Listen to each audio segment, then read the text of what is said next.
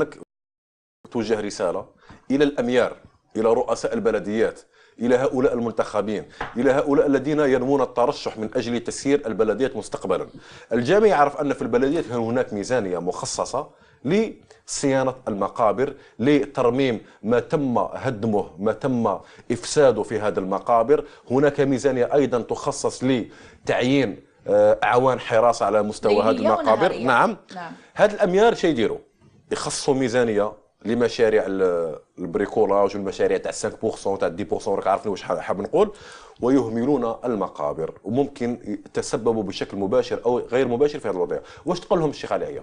انا اولا للامياره للبلديات. نعم، اولا اذا تسمح لي ننبه النقطه بلك ربي ياتي فيها الخير على برنامجكم ان شاء الله. هذا اولا وعلى يديك استاذنا. نعم. احنا فعلا على يديك انت. احنا ان شاء الله يا ربي نستبشر بك.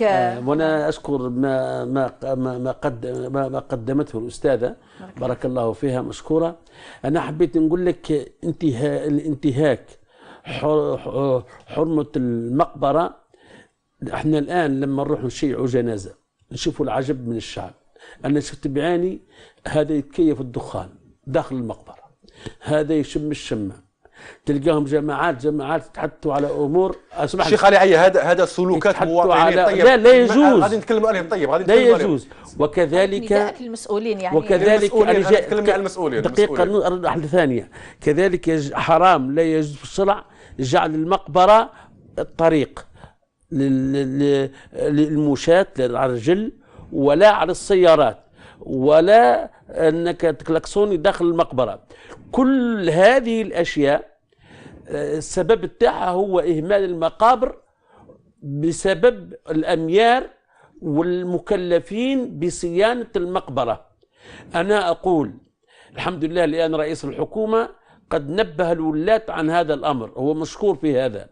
نقول المسؤوليه نتاع رؤساء البلديات اتقوا الله عز وجل في المقابر وفي الاموات، وعندكم تقولوا باللي راهمش يتاذوا، راهم يتاذوا الان ابواتنا وجدادنا وخوتنا وامتنا اللي راهي تحت الارض، راهم يتاذوا من الكلام ومن تحفيز المقابر ومن المشي ومن رعاة الغنم اللي يرعوا الغنم داخل المقبره، شاربي الخمر مخدرات داخل المقابر وانتهاكات.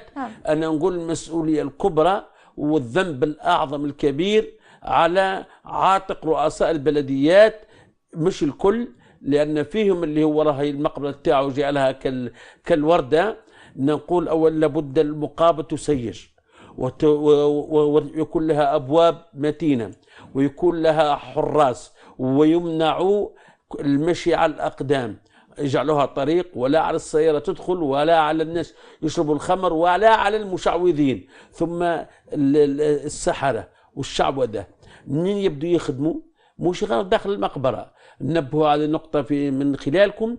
الصابون الفضلة تاع الميت لما يغسلوا الميت بالصابون، هذا أكبر مادة يستعملونها السحرة والمشعوذين. كذلك الماء اللي يغسلوا به الميت هذا يستعملوه السحرة والشعوذة.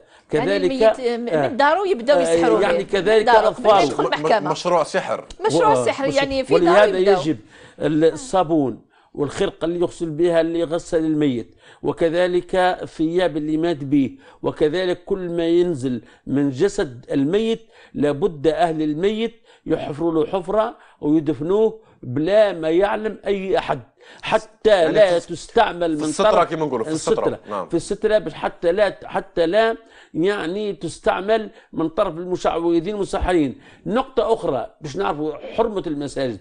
احنا الآن مقابر عفوا. إذا كان الآن في الشارع عندنا في الإسلام إنسان قطعوا له رجله، حكمت الكونغران أو يده أو شيء من الجسد تاعو، وين ندفنوه؟ الفقهاء والعلماء والشريعة الإسلامية أننا نحفر له مكان داخل المقبرة وندفنه داخل المقبرة، مش نرميه ولا ندفنه ولا ندفنه ونجي. نعم.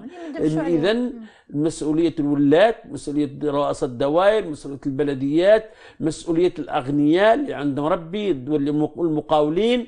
لازم نديروا نهضة ونديروا ثورة يعني نصون فيها المقابر سياجا وبابا وحراسة، وحتى لأن هذا كما يتأذى منه الصالحين والعارفين بالشريعة الإسلامية ما يحدث المقابر، راهم يتأذى العلماء والأئمة والشيوخ والرجال. طيب الكل مفهوم شيء دخل البيت خربها. مفهوم. أستاذة زهرة فاسي، طبعا نحن نتكلم عن الأميار، ليس من حقنا أننا نعمم هذا الحكم على جميع لا، دائما كاش تعميم. الأميار. هناك رؤساء بلديات، هناك بلديات